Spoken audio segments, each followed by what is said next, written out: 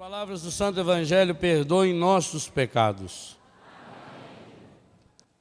Vamos pedir ao Senhor que nessa tarde, dentro dessa Santa Missa, a gente consiga entender, na realidade que estamos vivendo aqui nesse acampamento para casais, o que a Palavra de Deus tem de modo particular para nós. O que será que através desse trechinho do livro de Reis, esse pedaço do Salmo 16, mesmo salmo citado por São Pedro no dia de Pentecostes, para comprovar a ressurreição do Senhor, e esse pedacinho do Sermão da Montanha, o grande sermão da felicidade, que termina falando da vida matrimonial, o que é isso de modo especial tem para nós nessa tarde de acampamento. Salta ao meu coração uma certeza. Primeira, a radicalidade que se pede de um profeta no seguimento do Senhor é a mesma radicalidade pedida ao marido e à mulher que, pelo sacramento do matrimônio, também está vivendo o seguimento do Senhor. A decisão de Eliseu é radical. Ele vai, ele se despede da família, ele queima tudo. Veja aqui o detalhe do autor sagrado. Ele não deixou nada para trás. Ele não deixou rastros. Eliseu retirou-se, tomou a junta de bois e os imolou, não ofereceu para Deus. Com a madeira do arado que ele trabalhava e da canga, assou a carne e deu de comer à sua gente. Fez uma festa de despedida. Depois levantou-se, seguiu Elias e pôs-se ao seu serviço. Jesus, ao retomar a vocação do matrimônio e elevá-la a sacramento, no capítulo 19 de Mateus, ele diz: por isso o homem e a mulher deixará pai e mãe e se unirá, o homem à mulher e a mulher ao homem, e os dois formarão uma só carne, e por isso também um só espírito. A primeira ideia que nós precisamos fazer ressoar no nosso coração é que essa é uma decisão radical. E essa decisão, essa radicalidade nos é concretizada no Evangelho. Jesus diz: se há uma realidade na vida em que não pode existir dúvidas, meio termos, mentirinhas ou mentironas, é a realidade matrimonial. Aquele sim proferido diante de Deus e daquela assembleia tem que ser sim para valer. Porque ao mesmo tempo em que nós proferimos um sim, nós proferimos um não. Quantas vezes já dizemos, ao lado do PHN há um PHS. Ao dizer por hoje não ao pecado, nós estamos falando por hoje sim à graça de Deus. E ao lado de um sim, como o de Maria, o seu Fiat, sim, tem que existir, grudado, um não. Opção é também exclusão. E parece-nos que o mundo moderno olha para o matrimônio, influenciado pelo encardido, para dizer que essa decisão não é tão radical. Casa, se não der certo, separa. Vamos fazer uma experiência. Quantos casais de namorados justificam uma vida de absoluta prostituição? Não, é para fazer experiência e depois, se não dá certo. A palavra de Deus diz que essa condicional não existe. A nossa liberdade acaba no exato instante em que nós fazemos uma opção.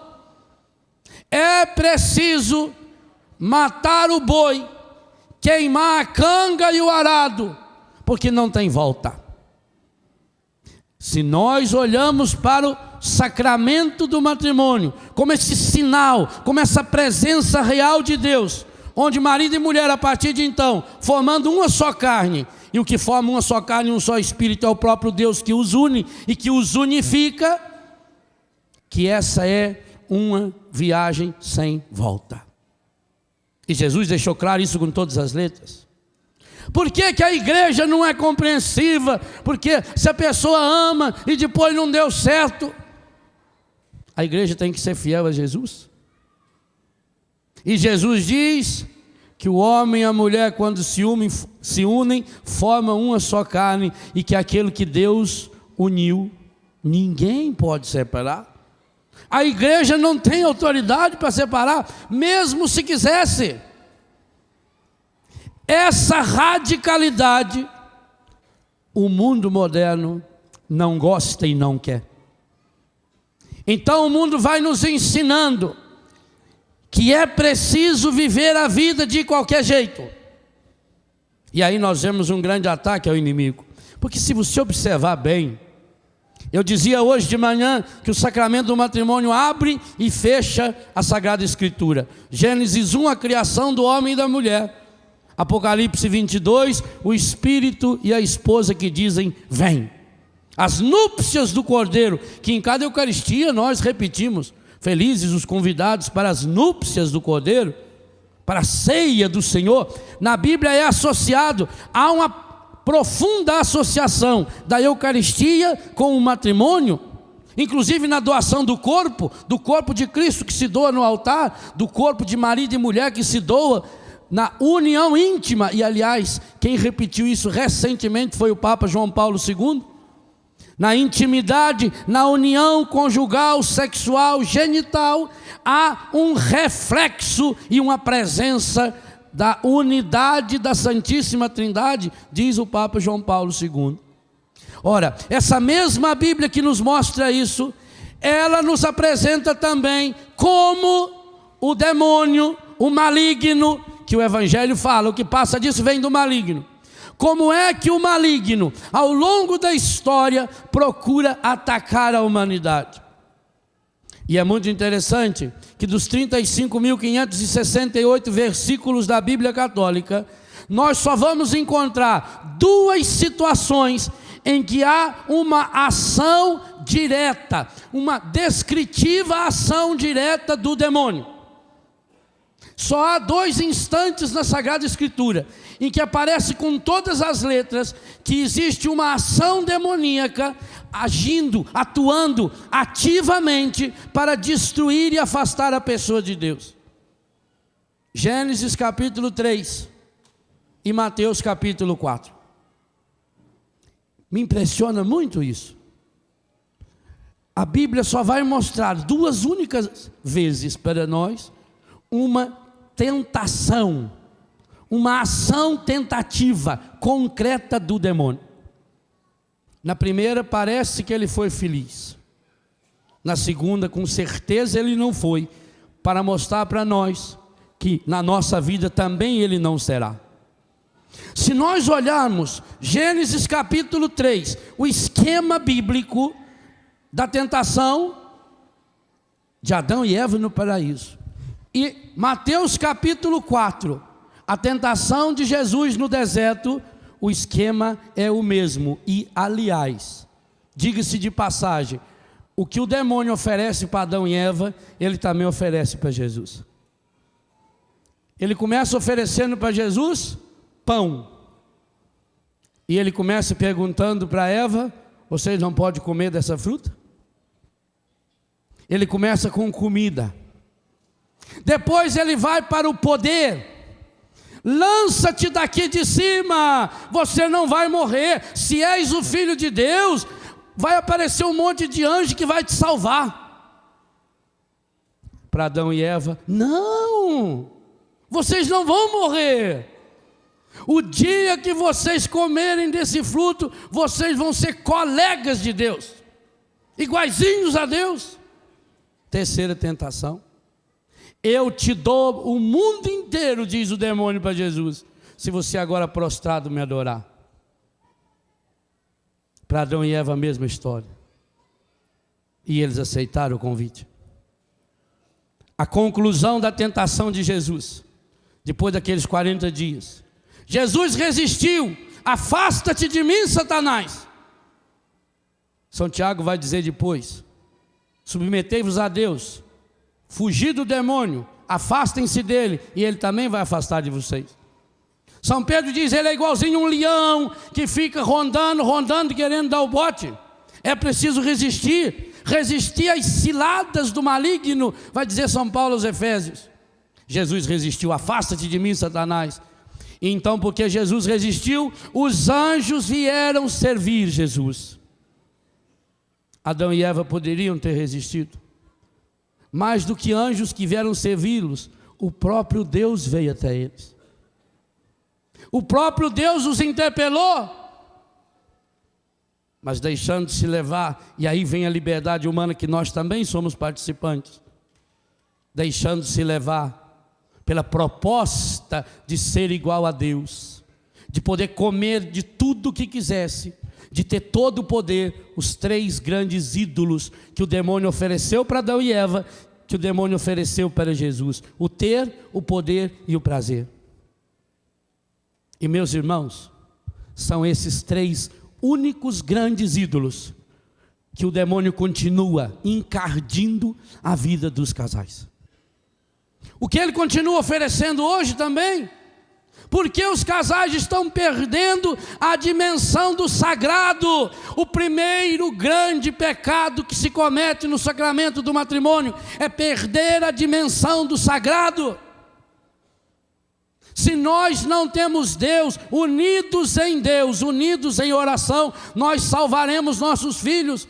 Se nós não retomamos essa sacralidade, e isso o demônio encardido, ele não quer que a gente fale, porque ele quer mostrar que o quê? Que o amor humano é puramente psicológico, que os problemas de marido e mulher se resolvem com psicologia, se resolve com terapia, se resolve com Viagra, se resolve com tantas outras porcarias, mas não resolve porque o problema não está de fora, é de dentro.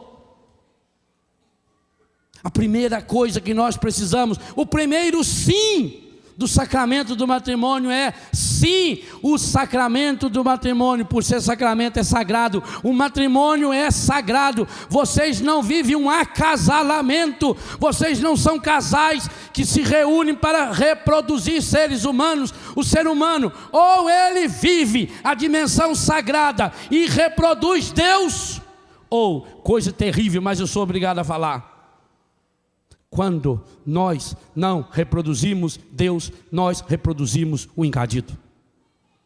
Não tem escolha. E eu sei que isso é terrível. E o que o encardido foi fazer lá no paraíso já foi isso: me reproduzam. E a ordem que ele nos dá é essa também: me reproduzam. E então nós passamos a reproduzi-lo, sim. Com as nossas palavras nós reproduzimos. Quanto o marido e quanto a mulher reproduz o encardido para o outro pelas palavras que fala. Palavras tenebrosas.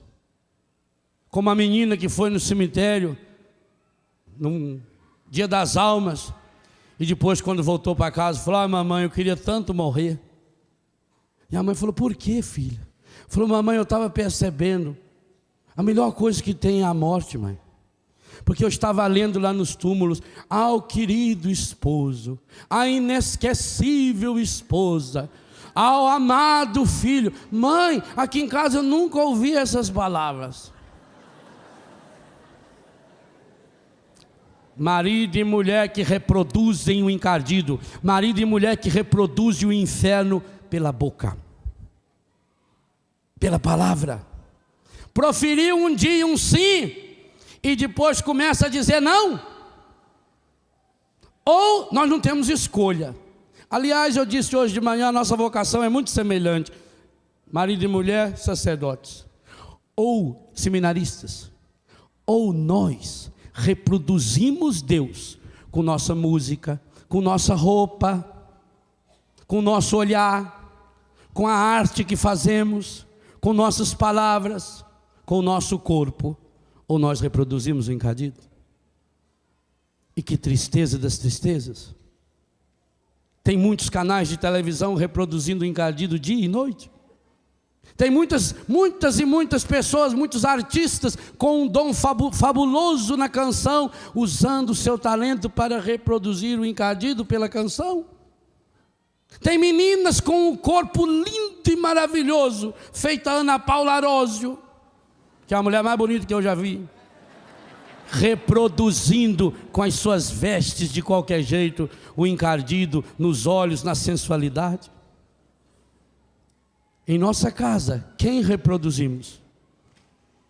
Quando um casal chega e diz: padre, minha casa é um inferno, eu acredito. Eu acredito. Porque nós criamos aquilo que nós amamos. Eu gosto de bicho, eu crio uma porção de bicho. Eu gosto de flores, então lá em casa nós temos um horto onde a gente vive plantando flor. E eu, quando viajo, paro no posto de gasolina, na beira da estrada, comprando flor, comprando mudas de flor, para que os nossos jardins estejam lindos e cada vez mais lindos. Eu gosto de céu, eu reproduzo o céu. E você gosta do quê? Se a sua casa é um inferno, é porque você está amando o inferno e reproduzindo o inferno lá dentro. A primeira coisa a dizer não é: não quero mais reproduzir o inferno. Ao lado desse sim, eu quero reproduzir Deus. Eu quero assumir hoje, reassumir hoje, diante de Deus e da igreja, a minha vocação de marido e mulher no Senhor. Eu quero reproduzir Deus. Ao dizer sim, eu quero reproduzir Deus, eu tenho que dizer PHN, não, eu não vou mais reproduzir o encardido. Tudo que pertencer ao encardido na minha vida eu tenho que jogar fora. Ah, mas essa decisão é difícil, sabe por quê? Porque assim como quando Jesus estava em oração, o demônio se aproximou dele. Como Adão e Eva estavam no paraíso, o demônio se disfarçou para chegar até eles. Hoje também o encardido se disfarça numa filosofia, numa nova era, numa mentalidade que vai invadindo o coração das pessoas através dos meios de comunicação social, onde estão presentes os três ídolos que destroem a família: o ter, o poder e o prazer. O primeiro ídolo que os meios de comunicação mais trabalham é o poder. Eu posso, eu quero. O poder coloca você no centro. É a minha felicidade. Não dá mais, padre. Eu preciso ser feliz. Será que é justo eu ficar infeliz? Eu. Porque os meios de comunicação estão dizendo, a novela está dizendo: você pode, você pode, você pode, você pode. É triste saber que a maior audiência da televisão do mundo hoje chama-se Big Brother, do mundo, em 27 países. É terrível saber disso, por quê? Porque eles vão eliminando as pessoas. Elimina. Para você ganhar o prêmio, você tem que ficar sozinho. E aonde é que faz a eliminação? Alguém me lembrava outro dia, eu comentava na minha casa quinta-feira, porque alguém me contou. Chama-se confessionário. Olha como o demônio é terrível. E esse confessionário tem um sofá bem bonito, para a pessoa sentar, e atrás desse confessionário é pintado o céu. Isso alguém me contou quinta-feira. O céu. Ou seja, o meu céu, o meu confessionário é eliminar alguém. Quando coloca no coração da gente o ídolo do poder, o eu, então, como é que eu posso falar em renúncia, em sacrifício? Se o meu esposo, a minha esposa não me acompanha, azar, eu quero ser feliz, eu preciso ser feliz, Então eu vou eliminando as pessoas que não satisfazem ao meu ego, e vai criando uma egolatria, pior do que uma idolatria. Não é um ídolo fora, a pessoa é o próprio ídolo, tudo para si. Quando nós colocamos a nossa pessoa no centro, começou a morrer qualquer possibilidade de amar. Quando nós colocamos o eu como ponto fundamental da vida, não existe comunidade. E a igreja define o matrimônio, a família, como comunidade íntima de vida e de amor. Quando o eu tem o centro, o que manda é a comodidade. Então, a pessoa quer sempre satisfazer os seus interesses. Eu em primeiro lugar. Acontece que, e aí vem o ídolo do ter. Nós nunca vamos conseguir comprar tudo que eles inventam que a gente precisa para ser feliz. Então, o mundo vai criando em nós a mentalidade da troca. Quando que você é feliz? Quando você comprar alguma coisa nova. E aí você compra aquilo novo. Então era tranquilo, tá bem? Bem, vamos trabalhar nossa família. Nós precisamos comprar um móvel novo. Tudo bem, nós precisamos de um móvel, vamos comprar. Cada um vai economizar. Aí a família economiza, compra, prestação, paga. Fica feliz? Não. Agora precisamos comprar outro. Eu conto essa historinha no meu livro Cura Interior. A mulher que foi ficando deprimida, foi ficando triste. E o marido disse: o que você tem, querida? Eu compro um sofá novo para mim. Ô, bem, não tem jeito de comprar sofá, não. A situação está difícil aí. Vai, põe uns panos aí em cima do sofá. Que pano? Já não aguento mais encher de pano. Coisa medonha é o sofá nosso. A mulher foi ficando deprimida, não convidava ninguém para ir na casa dela. Ela tinha vergonha daquele sofá. Não se cuidava mais. Marido chegava do serviço, cansado, queria um carinho. Vai lá pro sofá. Eu, um homem que nem serve para comprar um sofá para mim. Compra um sofá novo para mim. Quando a mulher põe uma coisa na cabeça, meu filho. Todo dia. Compra um sofá novo para mim. Ele foi ficando triste. Ele não tinha mais alegria nenhuma em casa. Chegava em casa, ela estava sempre mal arrumada. Não raspava mais nem os pelos do sobaco. Isso é duro. Que as roupas suadas, a perna peluda, desmanzelada, descangalhada. E aí se ele falasse alguma coisa, dizia: já comprou o sofá? Ele foi pensando, falou: não tem jeito, eu vou ter que comprar o sofá mesmo. Eu vou comprar esse sofá. Falou com o chefe dele: o senhor me dá uma folga aí essa semana? O chefe falou: não, pode sair mais cedo.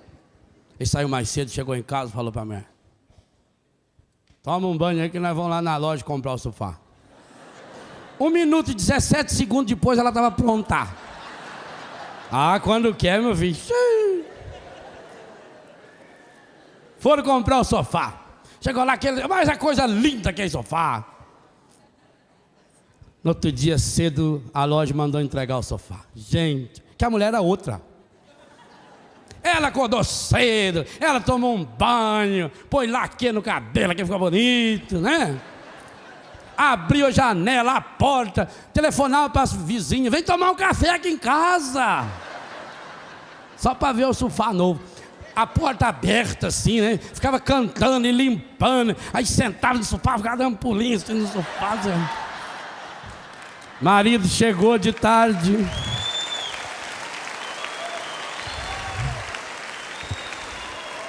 Marido chegou de tarde. Ela tinha feito uma janta especial. Jantaram. Foram ver o resumo da Copa. Não viram. Foi uma beleza ali no sofá. Começaram com a oração dos 15 graus. Que eu já ensinei para vocês, né? Agora tem que praticar. Aprendeu? Então não tem problema. No dia seguinte, esse homem era o homem mais alegre, disposto. Foi trabalhar alegre, feliz. Falou para os colegas dele: que rapaz, os governos fazem propaganda de remédio? Ah, sofá novo. Nada cura melhor um casamento que sofá novo, velho. Se você não viver bem com a sua esposa, vou dar um conselho para você. Olha aqui, conselho de quem experimentou. Sofá novo. Rapaz do céu. A minha mulher é linda, a minha mulher é maravilhosa. Ela estava escondendo aquilo atrás do sofá velho. Que maravilha, gente, a alegria chegou naquela casa, aquele matrimônio era felicidade, e ele louco para chegar de tarde logo em casa de novo e rever o sofá, né? aquela felicidade, aquela alegria. Passou uns 15 dias, chegou em casa, ela estava triste. Falou, o que houve? Ela falou, repare o sofá. Falou, esse sofá é lindo. Foi claro que é lindo, eu que escolhi. Olhe bem para ele. Falei, mas ele é bonito. Homem não enxerga as coisas. O tapete não combina com o sofá. E por que você não comprou um sofá que combinasse com o tapete? Porque esse tapete está fora de moda, agora não tem mais. Compra um tapete novo para mim. Falou, Virgem Santíssima, nós nem terminamos de pagar o sofá. Compra um tapete. O que adianta ter um sofá novo? Agora chega uma colega minha que vê um sofá bonito desse, vê que um tapete, não quer ver, compra um sofá novo. O que adianta a mulher? Trabalha, faz tudo que eu preciso. Aí que pega, vocês compram um tapete novo pra mim. Falou, minha Nossa Senhora, eu não tenho escapatória. Falou, então você passa lá na loja, eu vou telefonar para eles desdobrar a prestação. Porque agora tudo é fácil, é tudo em 10, 15 vezes sem entrada, sem juros. Só que o preço é 15 vezes mais caro. Aí vem um detalhe. Que alegria. Aquela sala era uma coisa linda. Aquele sofá bonito, aquele tapete combinando. Tinha umas manchas assim no tapete, combinava o cabelinho do sofá. Ele chegou, ela estava sentada no tapete, com a cabeça assim, encostada no sofá. Vem aqui, velho. Senta aqui. Respira. Olha. A felicidade custa tão pouco. Ai, meu bem, tá lembrando nosso tempo de namoro. Que maravilha. Eu te amo. Eu também te amo. Eu te amo você. Aquela felicidade, aquela alegria. Passou uns dias, ela estava triste. Como é Nosso Senhor. Que será dessa vez? Cortina. Agora não usa mais essas cortinas floridas. Agora tem que ser a cortina de uma cor só, com negócio de lista assim, para você puxar aqui para lá. O tom tem que ser pastel, tem que contracenar. Compra a cortina nova para mim. E se não comprava a cortina? Estou deprimida. Toma lá o Lexotan, Prozac, né, Pranil, Cardozan. Comprou a cortina. Aí depois teve que tocar a televisão. Porque que adianta você ter um sofá novo, bonito, com tapete e televisão daquelas que tem que levantar para mudar o canal, dá até problema na coluna da gente. Eu quero uma televisão que tem o controle do terremoto. Que a gente perde o botão, tem que ser sozinho lá. Compra uma televisão nova para mim. Faz com cabo de vassoura.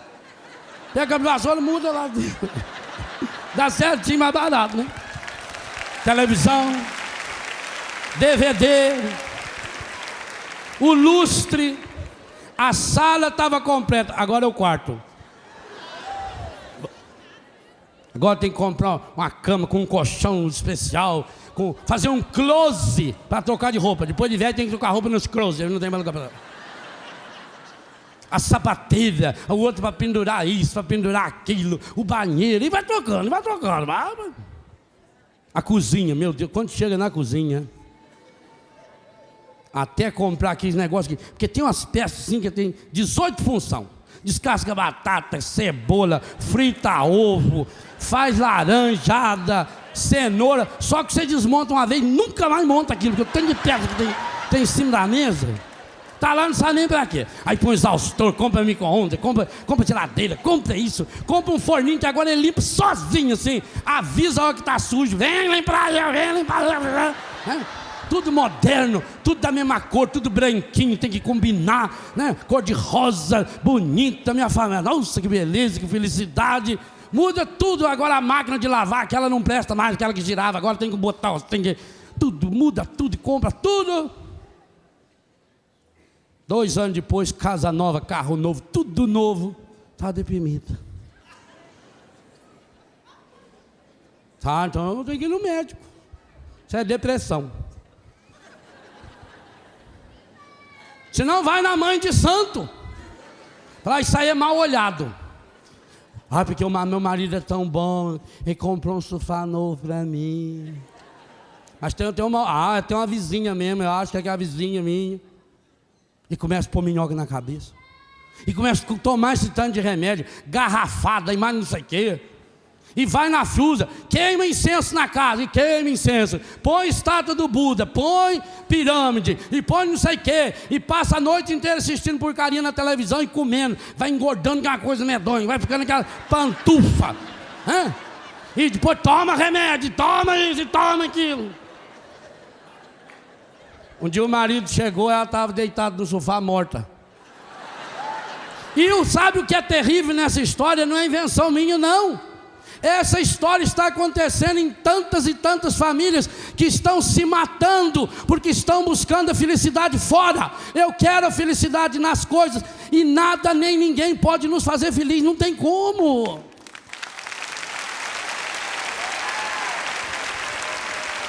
Como a gente vai ficando bobo. Nunca você vai ter dinheiro para comprar tudo que inventa que você precisa para ser feliz. O dia que você tiver 10 camisas, você precisa de 20. Antigamente precisava de um sapato para proteger o pé. Hoje tem que ser um sapato para combinar com a calça, um para combinar com a saia, um para combinar com a camisa, um para combinar com isso. Tem 15 pares de sapato. Não sei qual que eu vou vestir. Não sei, estou desanimado. Abre o armário, tem lá 20 peças de roupa. Estão desanimados. Está buscando fora, não vai achar. É o encardido que está dizendo para você: pode comer dessa fruta, vai comendo. Você não vai morrer mesmo, não, já está morto. É o ter. Quantos casais estão há 10, há 20, há 30 anos se matando pelo ter cada vez mais? Vai parar onde? Quando você vai estar feliz? Quando comprar um apartamento na praia? Não, você vai querer um maior numa praia maior. E aí depois, uns 2 anos, a novela vai dizer que a praia melhor agora é aquela do lado. Aí você vai ficar: tanto que eu queria comprar naquela praia.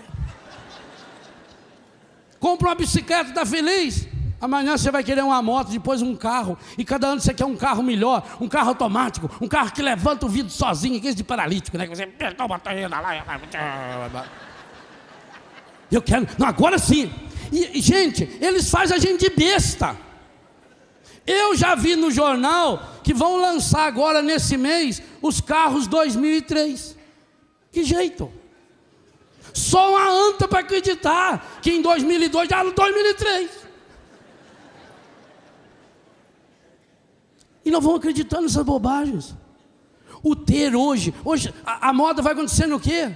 Hoje você compra as calças rasgadas, mas é nova. Paga caro, porque não, ela é rasgada, original. Leva lá em casa que eu rasgo, cobro baratinho para você. Quando nós vamos parar? E sabe o que é terrível em tudo isso? Ocupados e preocupados em comprar, em pagar, em construir, em fazer, em renovar. A espiritualidade vai... não tem tempo. Tem que trabalhar, tem que fazer hora extra. Então não tem mais tempo de dialogar. Imagina, marido e mulher estão ocupados demais comprando coisas. Eles não podem perder tempo. Não namora mais. Não tem tempo para namorar. Para ir à missa, para ir no encontro, para tirar um tempo para estar a família reunida. Quanto tempo que a sua família não se reúne gratuitamente? Para rezar, por exemplo. Esse assunto eu quero retomar amanhã.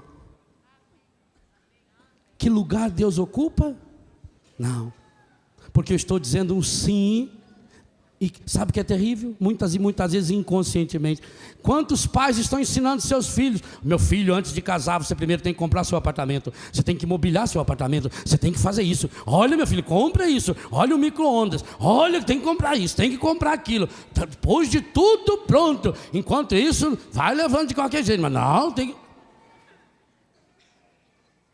Nunca nós vamos ter dinheiro para comprar tudo que inventa, nunca. Cada vez inventam algo novo, muda a cor, muda o modelo. Agora era quadrado, ano que vem é redondo, depois é comprido. E você, quando você entra nessa, você está pescado. O domínio do ter. E o que é terrível? Para isso nós não podemos. Veja como é que isso está para aniquilar o matrimônio. É esse o nosso tema. A mentalidade do ter coisas novas. Eu não valorizo mais as que eu tenho. Então eu não cuido mais. Por que eu vou cuidar de uma roupa? Joga fora. Quantas pessoas você conhece que ainda exerce a profissão de sapateiro? Quem mandou consertar sapato ultimamente? Imagina, compra novo. Para que consertar? Novo é mais barato. Calça nova é mais barata. Camisa nova é mais barata. Não vou consertar não. Então também depois eu começo a trocar pessoas. A mentalidade da troca, o que alimenta o consumismo, o prazer entra aí também, do ter, é a mentalidade da troca.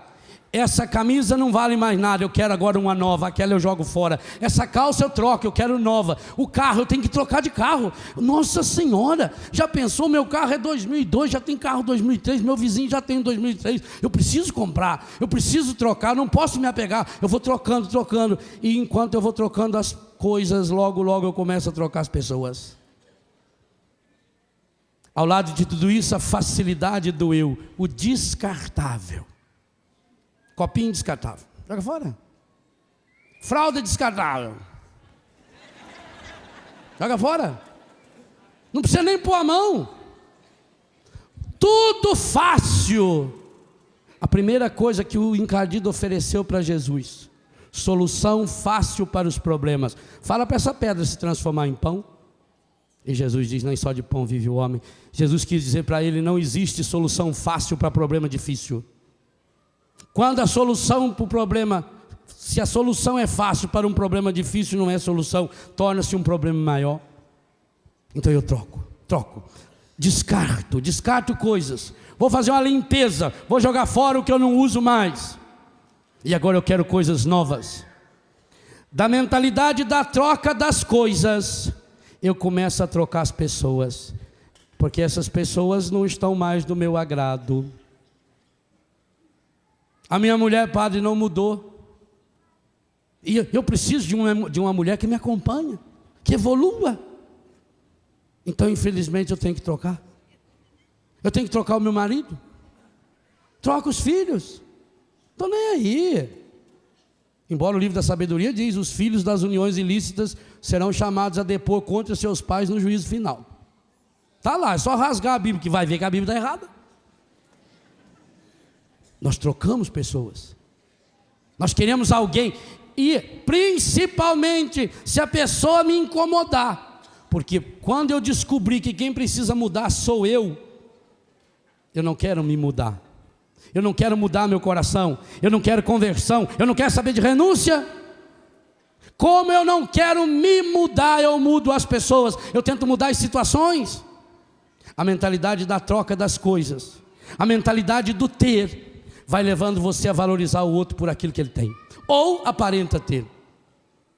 E ao lado desses dois grandes ídolos, do poder e do ter, um ídolo terrível que mina o matrimônio de dentro para fora, o prazer.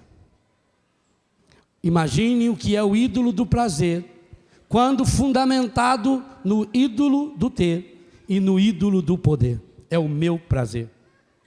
E aí, meus irmãos, é terrível ver os estragos, as desgraças que o encardido está fazendo no campo da sexualidade. Nós lembrávamos hoje de manhã, pelos genitais, órgãos genitais, gênese, vida, sagrado. O ser humano é chamado a participar com Deus da criação da vida, a reproduzir Deus. E o encardido quer pôr a mão exatamente ali, para aporcalhar a nossa sexualidade, aporcalhar a genitalidade, com aqueles nomes que eu já falei, que não dá de pronunciar na televisão. Aliás, esses nomes não daria de pronunciar nem em televisão comercial, nem em televisão do encardido, tão feio que é, tão pavoroso que é. A porcalha. Então você passa a ter uma mentalidade aporcalhada. E começa desde as nossas crianças até os nossos idosos, sofrendo as marcas medonhas, sujas, prostituídas, que o encardido, porque aí ele consegue colocar dentro de nós. Os santos que tiveram a graça de verem o céu e o inferno, afirmam nas suas memórias que as almas mais medonhas, mais deformadas, mais terríveis do inferno, foram almas de pessoas carcomidas pelo pecado da prostituição, da pornografia. Veja, o encardido consegue. Por que é tão grave os pecados ligados à sexualidade? Porque o encardido consegue colocar a mão dele exatamente naquilo que o ser humano é chamado a ser parceiro de Deus, é sacramento. O marido e a mulher, quando se unem numa relação íntima, estão reproduzindo Deus no próprio ato, mesmo que esse ato, pela idade ou pelo ciclo, etc., não venha a ter um filho, ele está reproduzindo Deus na união deles.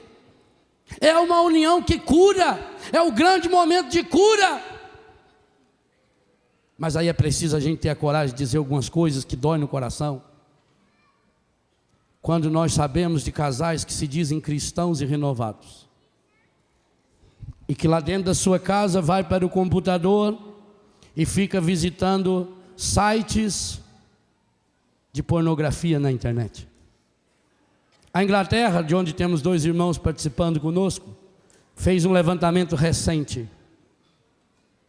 30% daqueles que pediram o divórcio na Inglaterra nos últimos anos coloca como causa a internet, porque marido e mulher viciados em sexo pela internet. Veja o que o ser humano é capaz, porque o que eu falava hoje dos olhos, a imagem entra no seu olho e oferece um vício, do mesmo jeito que se vicia em droga, do mesmo jeito que se vicia em maconha, em cocaína, em álcool, em cigarro. Muito pior ainda, porque é por dentro. O inconsciente não sabe a diferença de algo real e imaginário. Para o inconsciente, se aquilo é algo que está na revista, no filme, ou você fez ou viu, não muda nada. Por isso que a criança carrega traumas e nós trabalhamos a cura interior desde o útero materno. Segunda coisa que o nosso inconsciente não tem domínio, ele não tem domínio de tempo, passado, presente. Para ele é tudo uma coisa só. Então quando a pessoa começa a ver, olha o mal que faz, começa a ver uma revista pornográfica, uma revista erótica, quando começa a ver uma imagem de pornografia na internet, aquilo entra na vista, pelos olhos e vai para o inconsciente e ali grava, e ele fica. Então eu sinto depois a vontade de novo de ver novamente, igualzinho quando fumo e depois eu tenho vontade de fumar, igualzinho a pessoa que é viciada no álcool bebe e depois tem vontade de beber. Quando você alimenta o vício, e aí ele se torna de fato um vício, uma necessidade, então a pessoa vai ter necessidade de ver novas imagens e vai querer ver novas imagens, e do mesmo jeito que acontece com o vício, a pessoa precisa ir aumentando a dose, também aqui precisa ir aumentando a dose, e aí ela precisa ver mais fotos, e ela precisa ver fotos animadas, e daí ela precisa assistir filmes, no começo filmes eróticos, filmes de amor, filmes bonitos, que falam da sexualidade de um jeito bonito, e depois precisa daquela pornografia, da aberração da pornografia, e como o inconsciente não sabe a diferença do real e do imaginário, aquilo que ele vê no filme, ele acha que ele está fazendo, e ele começa a ter necessidade de fazer, então vem a necessidade de satisfazer as aberrações sexuais, que tem levado tanta gente para o inferno já em vida. E quantos já entraram nisso? O drama da pedofilia que a imprensa nos traz, da zoofilia, da troca de casais, do sexo chamado livre, das variações e aberrações sexuais. Veja o que o encardido consegue fazer: transformar o carimbo humano da graça de Deus numa fonte de desgraça. Nós temos que pedir muito ao Senhor. Em primeiro lugar, aquilo que a gente meditava de manhã, para que o Senhor nos dê a graça de redescobrirmos e de percebermos a sexualidade e o matrimônio como sagrado, como santo. E num segundo momento, principalmente vocês casais, eu faço isso como padre na minha casa, pelos muitos filhos que tenho, pelos retiros que celebramos em Betânia, e nós temos visto quanto Deus está fazendo maravilha na vida de tantos e tantos casais, de tantos meninos e meninas. Nós vamos salvar nossos filhos em primeiro lugar, salvando a nossa sexualidade, a nossa afetividade, esses estragos que o encardido fez no homem e na mulher, que o padre Jonas lembrava hoje de manhã. O sacramento do matrimônio é também um momento íntimo de cura. Marido tem que ser canal de cura para a esposa, esposa tem que ser canal de cura para o seu marido. E meu irmão, minha irmã, vou fazer uma analogia forte para você entender bem o que eu quero dizer. Ora, se tocar com a minha mão na cabeça de uma pessoa, pode de fato desencadear um processo de cura, porque o Senhor pode usar e usa da minha mão para curar uma pessoa. Imagine você, marido, que pode tocar o corpo inteirinho da sua esposa, e você, esposa, que pode tocar o corpo inteirinho do seu marido, o quanto você é chamado a ser instrumento de cura para ele, o quanto você é chamado a ser instrumento de cura para ela. Mas é triste saber que a grande maioria dos casais católicos são capazes de ter uma intimidade física depravada, mas não tem intimidade espiritual nem reservada, porque tem vergonha de rezar uma Ave Maria, um Pai Nosso um pelo outro. Olha onde o encardido chega. Ao jogar na lama, ao jogar no chiqueiro, o nosso corpo, templo vivo do Espírito Santo. A Bíblia é revolucionária. Quando a Bíblia fala que o corpo é templo vivo do Espírito Santo, não está falando que é só o coração, só a perna. Não, o Espírito Santo mora na unha do meu pé, em cada pedaço do meu pé, da minha perna, do meu pênis, da vagina, do útero, do ovário, do seio.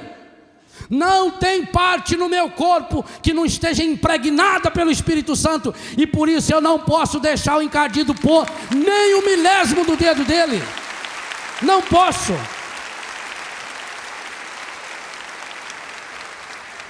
O Papa escolheu como grande frase inspiradora da sua vida no episcopado da igreja do mundo inteiro: todo teu. Para Maria ele falou, e por Maria para Deus, todo teu. Esse precisa ser também um lema de vida para mim e para você. Eu como padre eu tenho que ser todo de Deus. E quando você se encontrar comigo e perceber que eu não estou alegre, quando você se encontrar comigo e perceber que eu estou amargurado, amarrado, pode rezar por mim. É sinal que eu estou metido em algum pecado. E isso que acontece com você também. Quando nós não somos todos daquele ou daquela, no caso de vocês, marido e mulher, que se ofereceu inteiro, 100%, você não tem direito de dar um pedaço da sua unha para o encardido, e para ninguém que seja representante dele. Eu também não tenho esse direito. Cada vez que nós não nos damos 100% para Deus, então vem sobre nós a tristeza, vem sobre nós a angústia. Os grandes problemas da vida familiar hoje, meu irmão e minha irmã, eu vou voltar nesse tema amanhã, mas eu digo a você hoje, não pense você que os grandes problemas é desemprego, é falta de dinheiro. Eu venho de família pobre. Nossa casa tinha 4 cômodos. Lá em casa tinha 8 filhos, mais o pai e a mãe, tinha um guarda-roupa com 2 portas. E cabia a roupa de todo mundo, travesseiro, cobertor, e não dava espaço para a gente brincar lá dentro.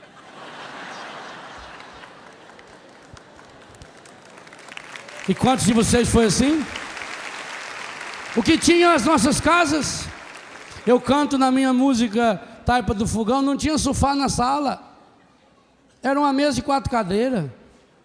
O quarto só tinha cama, com colchão de palha. A lamparina, o lampião, ou quem já tinha um fiozinho de luz elétrica. A cozinha tinha lá o lugar das latas de banha, que era a geladeira onde você guardava a gordura com a carne. Tinha um armário assim para guardar o saco de arroz, o saco de feijão, o saco de farinha. O fumeiro em cima da taipa, aonde estava lá pendurado os restos do porco, torresmo, chouriço, linguiça, tripa frita, ai, coisa boa. Tinha lá um armáriozinho, pendurado umas panelas, umas canequinhas assim, tudo amassada. Algumas com retrato de Nossa Senhora Aparecida. Uns pratos de folha. Mais nada. E por que era tão bom? Porque tinha Deus.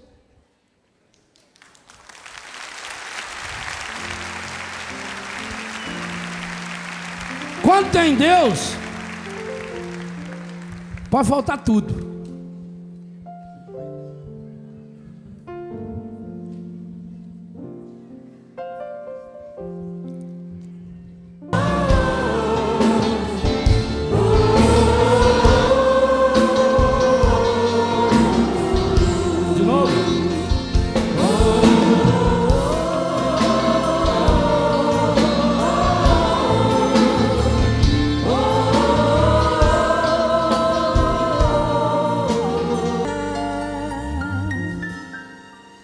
Eu a isso chamo